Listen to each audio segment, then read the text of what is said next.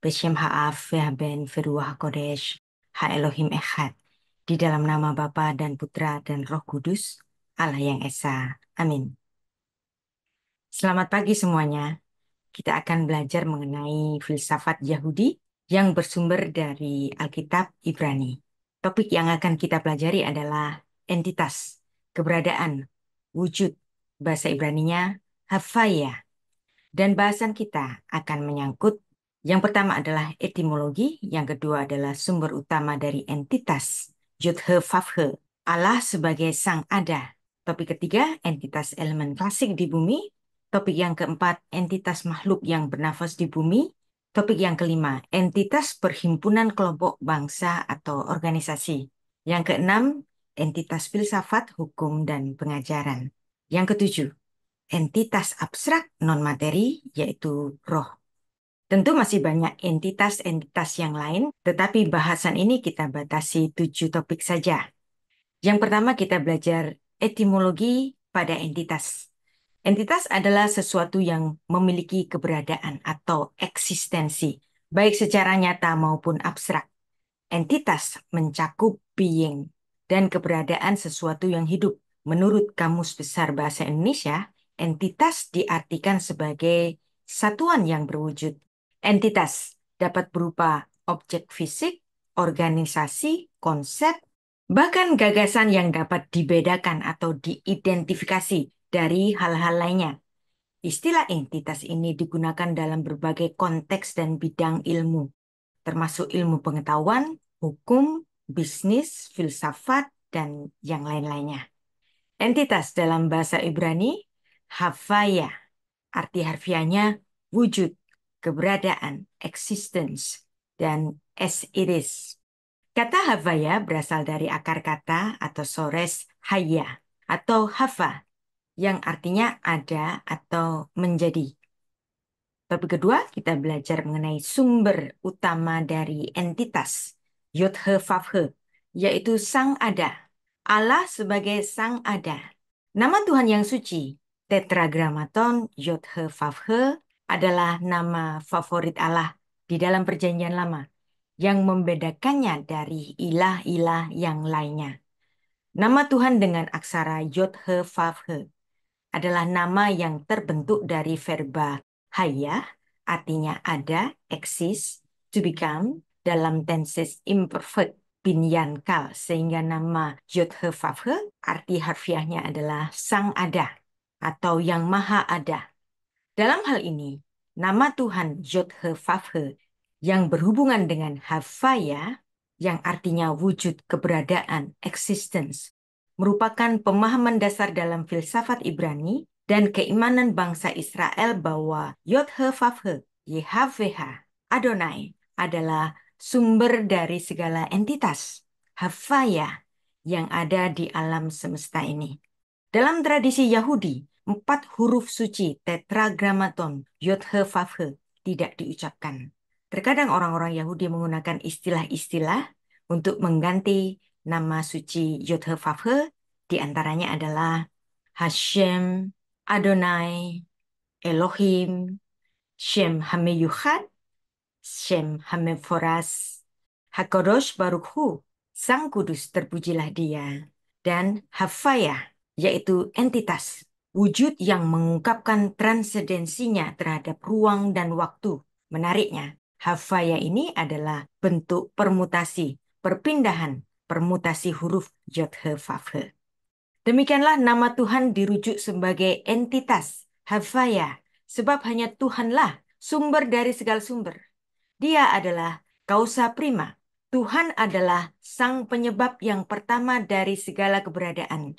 Dia adalah entitas yang berwujud maupun yang abstrak. Dia adalah sumber dari semua entitas.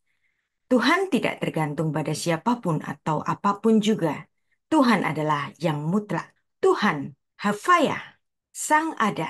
Dia adalah yang mutlak. Seluruh alam semesta adalah ciptaannya. Ada film yang menarik, Mission Impossible, Dead Reckoning, yang dibuat tahun 2023. Di film ini, Tom Cruise tidak lagi melawan manusia jagoan. Lawannya Tom Cruise adalah AI, yang disebut dengan entity. kalau dibahasakan dalam bahasa Ibrani adalah Havaya. Mungkin suatu saat teknologi AI, Artificial Intelligence, yang telah mencapai sentient, ini akan menjadi seperti Tuhan. Maka dalam film itu, AI-nya yang sangat berkuasa di bidang teknologi dan menguasai apapun yang berhubungan dengan kegiatan-kegiatan manusia, ia dinamai entity. Bahasa Ibraninya Havaya di cerita film itu. Di dunia nyata, pada tahun 2014, Elon Musk sudah menyatakan kekhawatirannya pada AI, Artificial Intelligence.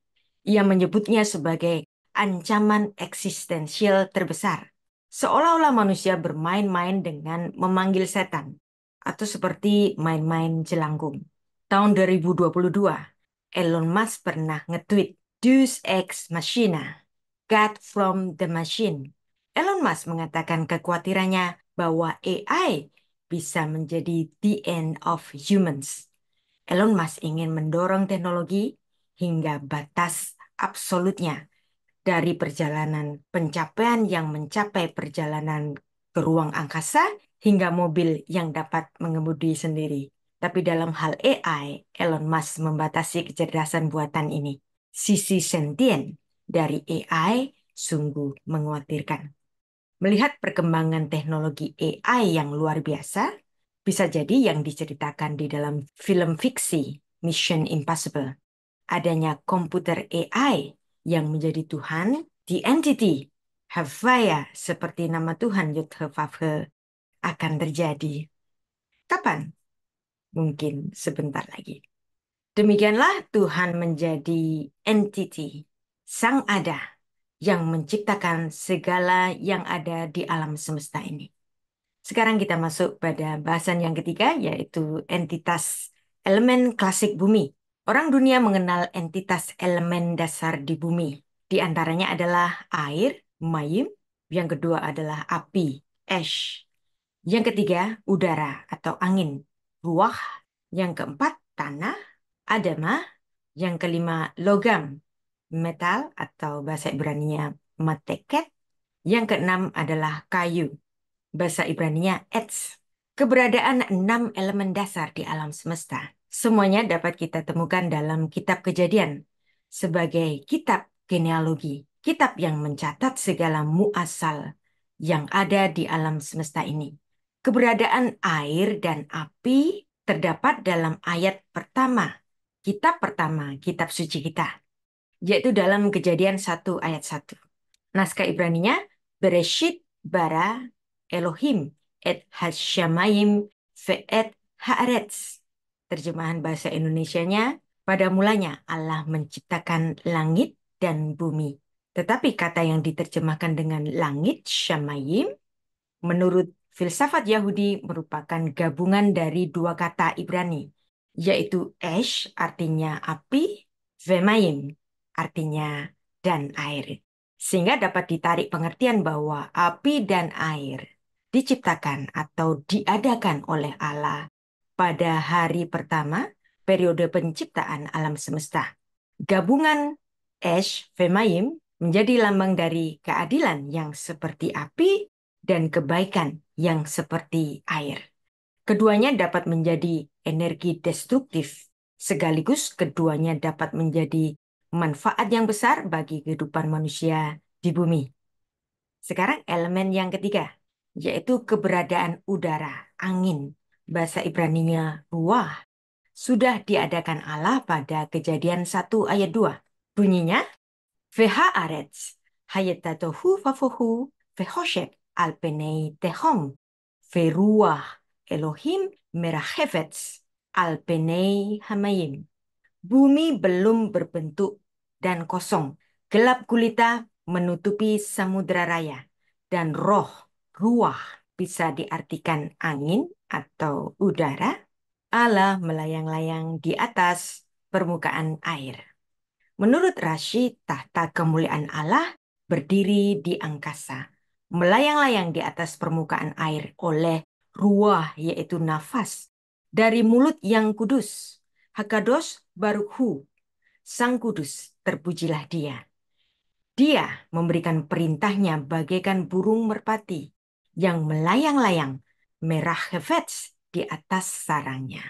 Menurut Targum Jonathan juga memandang bahwa Ruah Elohim adalah nafas dari Adonai. Maka kata Ruah Elohim, nafas Allah dalam istilah yang diberikan oleh Rashi sebagai Ruah Piv Shel Hakadosh Baruch Hu, nafas dari Yang Maha Kudus. Inilah yang memberikan nafas, udara, oksigen, O2 bagi makhluk hidup yang ada di bumi ini. Sehingga terjadinya udara yang menyelimuti seluruh bumi ini berasal dari nafasnya Allah. Maka nafas Allah lah yang membuat makhluk hidup bernafas. Semua makhluk hidup mendapatkan udara yang gratis dari Tuhan. Sekarang unsur yang keempat. Tanah adalah unsur dari bumi. Bahasa Ibraninya Eretz, yang diciptakan Tuhan di hari pertama. Keberadaan tanah, Adamah dicatat di dalam Kejadian 1 ayat 24 sampai 25. Vayomer Elohim totse haaretz nefesh haya lemina behema faremes vechaitu eretz lemina vayehi hen. Berfirmanlah Allah, hendaklah bumi mengeluarkan segala jenis makhluk yang hidup, ternak dan binatang melata, dan segala jenis binatang liar, dan jadilah demikian. Ayat 25, Vayas Elohim et hayat haaretz lemina, ve'et habehema lemina, ve'et kol remesh haadama leminehu, vayar Elohim kitov. Allah menjadikan segala jenis binatang liar dan segala jenis ternak dan segala jenis binatang melata di muka bumi. Bahasa Ibraninya Adamah, tanah. Lalu Allah melihat bahwa semuanya itu baik. Vayar Elohim Kitov. Sekarang kita mempelajari elemen yang kelima, yaitu logam. Metal, bahasa Ibraninya mateket. Logam, mateket adalah unsur dari bumi, Eretz, yang diciptakan Tuhan di hari pertama. Keberadaan logam atau metal pertama dicatat di Kejadian 2 ayat 11. Shem ha'echad bishon hu hasovef et kol eretz hachavila asher sham hasahav. Yang pertama namanya Bishon, yakni yang mengalir mengelilingi seluruh tanah Habila, tempat emas ada. Kejadian 4 ayat 22 menuliskan Vetsila hamhi yalda et tuval kain lotes kol choresh nechoshet uvarzel faachot tuval kain naamah. Zila juga melahirkan anak yakni Tubal Kain, bapa semua tukang tembaga dan tukang besi. Adik perempuan Tubal Kain ialah Naamah. Kata logam atau metal, bahasa Ibraninya mateket, berasal dari kata mutah yang artinya molten, melted, unsur yang dapat dilebur. Alkitab menyebut 6 jenis logam yang dikenal orang-orang Israel, emas, perak, besi, timah hitam, timah putih, dan tembaga, perunggu atau kuningan.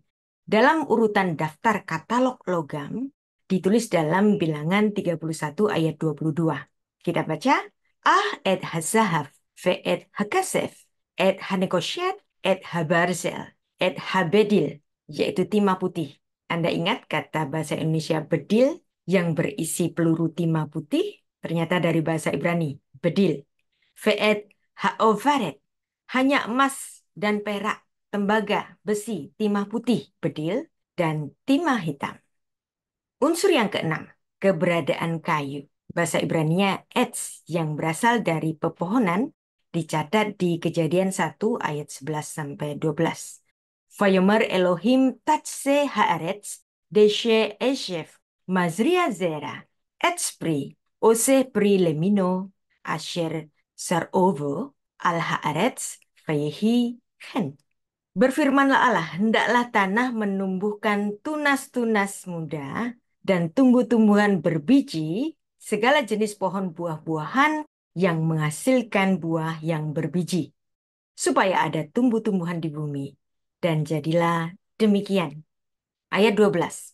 Fatotse haaretz deshe eshef mazria zera leminehu, ve'etz osepri asher zarovo leminehu, fayar Elohim kitov. Tanah itu menumbuhkan tunas-tunas muda, segala jenis tumbuh-tumbuhan yang berbiji, dan segala jenis pohon-pohonan yang menghasilkan buah yang berbiji. Allah melihatnya bahwa semuanya itu baik. Kitov. Sekarang kita masuk pada bahasan entitas yang keenam, yaitu makhluk yang bernafas di bumi.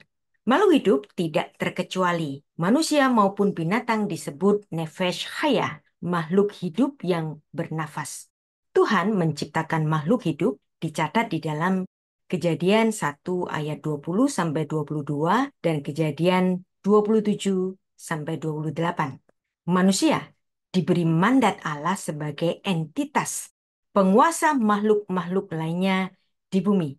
Dicatat di dalam Kejadian 1 ayat 28, Vayefarek otam Elohim, vayomer lachem Elohim, beru urfu, umil'u, etz haaretz, vekif syuha, urdu bigat hayam, uveof hashamayim, uvechol, chaya harumeshet al haaretz. Allah memberkati mereka, lalu Allah berfirman kepada mereka, beranak cuculah dan bertambah banyaklah, penuhilah bumi dan taklukkanlah itu. Tuhan memberikan mandat kekuasaan kepada semua ciptaannya di bumi ini. Tuhan berfirman, berkuasalah atas ikan-ikan di laut dan burung-burung di udara, atas segala binatang yang merayap di bumi.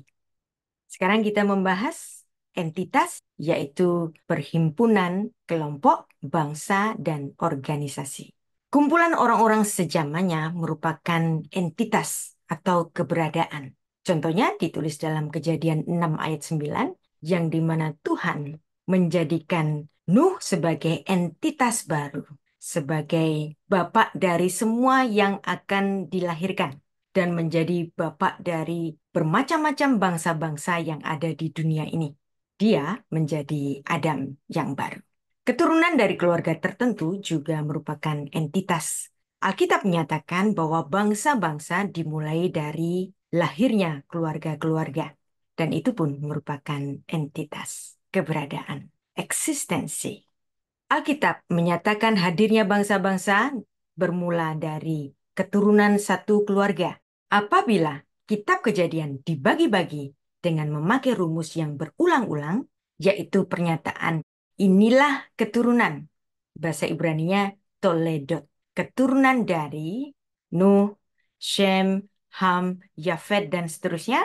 Maka daftar bangsa-bangsa dimulai dari Kejadian pasal 10 ayat 1 sampai Kejadian pasal 11 ayat 9. Dan hanya Alkitab saja yang mencatat kelahiran sebuah bangsa. Tidak ada kitab suci yang lain manapun mencatat kelahiran sebuah bangsa. Tidak ada buku filsafat manapun dari filsuf-filsuf yang terkenal dunia menceritakan tentang kelahiran sebuah bangsa. Kelahiran sebuah bangsa hanya dicatat di Alkitab. Maka kitab Torah yang ditulis oleh Musa tidak bisa tidak. Dia adalah mula dari semua buku-buku filsafat yang ada di bumi ini. Masih banyak entitas-entitas fisik materi di alam semesta ini, termasuk keberadaan benda-benda di atas bumi, benda-benda di langit, dan segala sesuatu yang ada di bagian bawah bumi. Sekarang kita membahas entitas yang keenam, yaitu filsafat, hukum, dan pengajaran. Kemampuan Adam dalam berpikir adalah entitas. Dia adalah makhluk yang pertama yang berbudaya. Dengan kemampuannya dalam berpikir, Adam adalah filsuf yang pertama, karena dia diciptakan dalam gambar dan rupa Allah. Kejadian 1 ayat 26-28. Kitab Torah bukan sekedar buku iman, tetapi sekaligus buku filsafat. Dan entitas bangsa Yahudi dalam berfilsafat diakui oleh kaum filsuf Yunani, semisal Theophrastus of Eresos, yang eksis di bumi pada abad ketiga sebelum Masehi. Dia adalah murid dari Aristoteles, mengatakan bahwa Jews a nation of philosophers. Juga ditulis dalam tulisan sejarawan Josephus dalam Against Apian, buku pertama, chapter yang ke-22. Ilmu olah fikir bangsa Ibrani dimulai dari kitab Torah, hikmat dari Hashem kepada Moshe Rabbeinu, Musa Rabi besar kita. Hikmat adalah harta manusia yang portable. Sejarah bangsa Yahudi telah beribu-ribu tahun berurusan dengan sesuatu yang portable. Dimulai dari keluarga Nuh yang diselamatkan dalam bahtera yang portable. Bahtera ini leluasa bergerak ke sana kemari di tengah-tengah bencana air bah yang dahsyat. Abraham, bapak orang beriman, juga kedua leluhur Israel lainnya, yaitu Ishak dan Yakub, hidup di perkemahan yang portable, yang gampang bergerak ke sana kemari. Demikian pula pada zaman Musa, tabernakel yang kudus itu pun sesuatu yang portable, yang gampang bergerak dan berpindah. Demikianlah filsafat Yahudi bersumber dari Torah, yaitu hikmat harta manusia yang portable. Kitab Hukum Taurat menjadi sumber dari segala literatur Yahudi. Torah adalah sumber filsafat Yahudi. Hanya ada dua jenis literatur Yahudi. Yang pertama adalah Torah, yang kedua adalah Commentary of Torah, atau Commentary of Torah, atau Commentary of Torah, dan seterusnya. Ini artinya tidak ada sumber filsafat Yahudi yang terlepas dari Torah. Maka filsafat Yahudi harus dilihat dari titik pertamanya, yaitu kitab yang menjadi dasar dari filsafat Yahudi, yaitu Torah.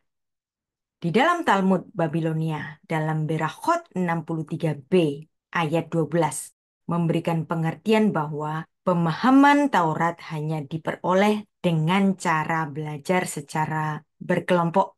Khafura, yang berasal dari kata khaver, artinya teman atau friend.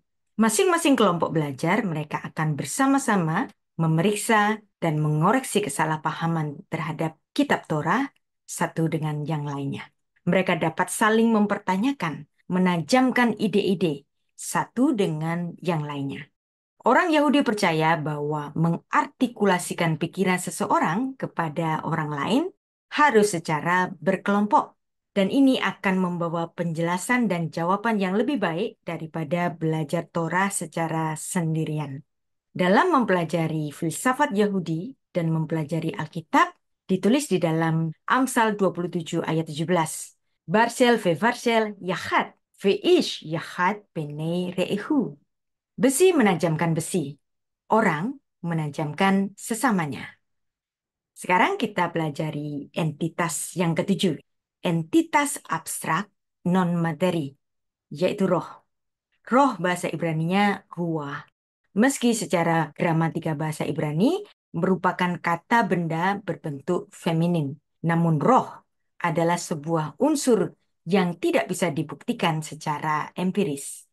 Roh bersifat non-materi yang tidak bisa kita lihat secara langsung dengan menggunakan alat indrawi. Namun, roh dapat dipahami secara kepercayaan dan iman. Selain unsur ragawi manusia yang diciptakan dari media debu tanah, afar min ha'adama, roh yaitu nafas hidup, bahasa Ibraninya nishmat chayim yang dikaruniakan Allah, yang dihembuskannya dalam hidung manusia adalah unsur yang membentuk keberadaan manusia di bumi. Dituliskan dalam Kejadian 2 ayat 7.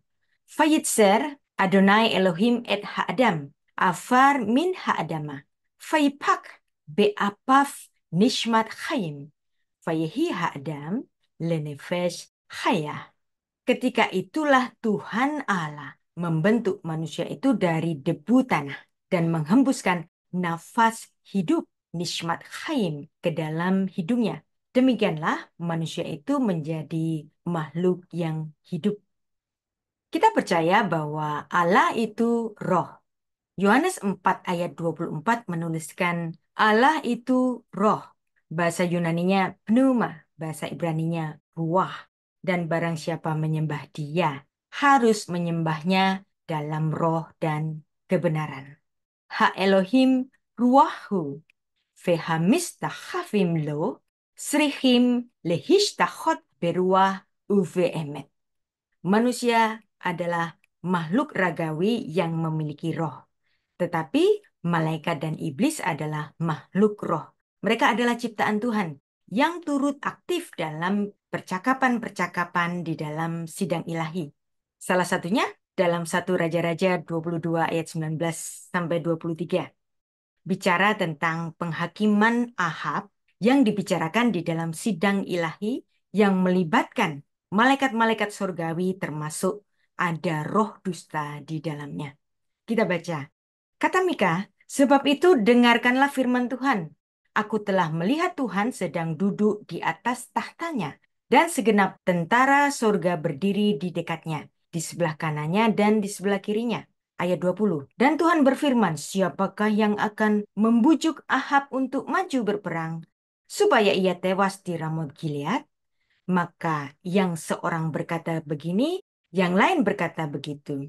Perhatikan, siapa yang berkata begini dan siapa yang berkata begitu. Mereka semuanya adalah anggota-anggota sidang ilahi, para malaikat surgawi yang juga diajak untuk mendiskusikan penghukuman bagi Ahab. Ayat 21 menarik.